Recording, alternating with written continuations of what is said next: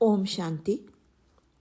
अष्टावक्र गीता का 8वां सूत्र कल से आगे।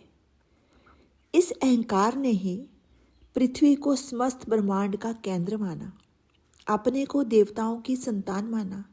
हमारा देश महान, हमारा धर्म महान, हमारी जाति महान, मैं महान आदि सब अहंकार की तो घोषणाएं हैं। यह अहंकार एक रोग है जो जीवन में सिखाया जा रहा है। ये शिक्षण संस्थाएं, समाज सभी यही सिखा रहे हैं। अहंकार के अतिरिक्त जीवन में और कोई बोझ नहीं, कोई तनाव नहीं, ना कोई बंधन है। अहंकार हमेशा चाहता ही चाहता है, देता नहीं है। देने वाला निरअहंकारी हो जाता है। ये चाह ही दुख का कारण है।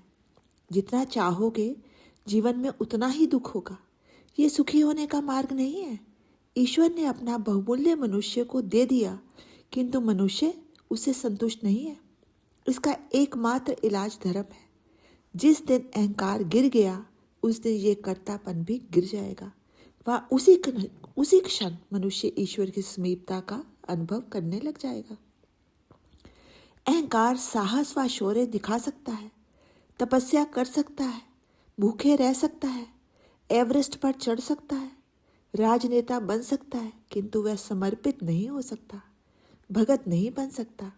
ऐसा व्यक्ति यदि कर्मयोगी बन जाए तो अहंकार गिर सकता है। इस अहंकार की भी संसार के लिए तो उपयोगिता है, किंतु अध्यात्म से वह गिर जाता है। उसका नैतिक पतन हो जाता है। वह स्वार्थी बनकर चोरी, हत्याएं, शोषण, हिंसा सब कर सकता है। ऐसे अहंकारियों ने अपनी अलग ही दुनिया बसा ली है, जो इस अध्यात्म की दुनिया से सर्वथा भिन्न है। इसी कारण बाइबल में शैतान को ईश्वर के समान ही शक्तिशाली माना गया है। वह भारत में इसी शैतान, इसी अहंकार को मूल पाप माना है। अन्य समस्त प्रकार के पाप, अनैतिकता आदि इसी की संतानें हैं। अहंकार बड़े परिवार वाला है वह उसका संयुक्त परिवार है। यदि अहंकार है तो नरक जाने के लिए और किसी चीज की आवश्यकता नहीं है। सब पाप अपने आप होते चले जाएंगे, करना नहीं पड़ेगा। इसलिए अष्टावक्र ने इस अहंकार को विशाल काला सर्प कहा है। ये छोटा मोटा भी नहीं है, ये विशाल है और साधारण भी नहीं है, काला सर्प है। साथ ही अष्टावक्र केवल इस बीमारी का निदान ही नहीं करते, बल्कि इलाज भी बताते हैं कि इस अहंकार को गिराने का मात्र उपाय ये है कि मनुष्य मैं से मुक्त हो जाए। मैं करता नहीं हूँ। ये सृष्टि अपने विशिष्ट नियमों से चल रही है। ये सृष्टि अपने विशिष्ट नियमों से चल रही है। परमात्मा ही एकमात्र करता है। ऐसा विश्वास पूर्वक मान लेना ही अहंकार मुक्ति के लिए पर्याप्त है।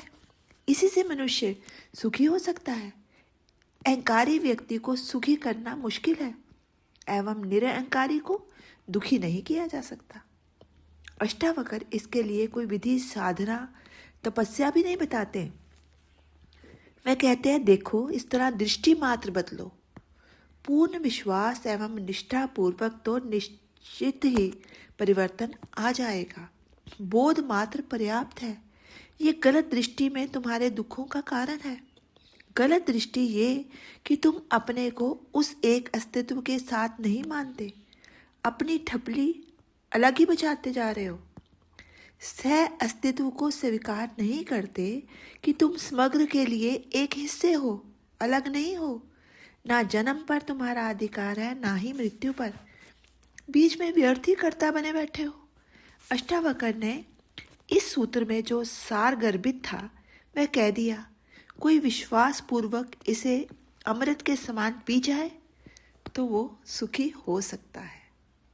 ओम शांति। शेष कल।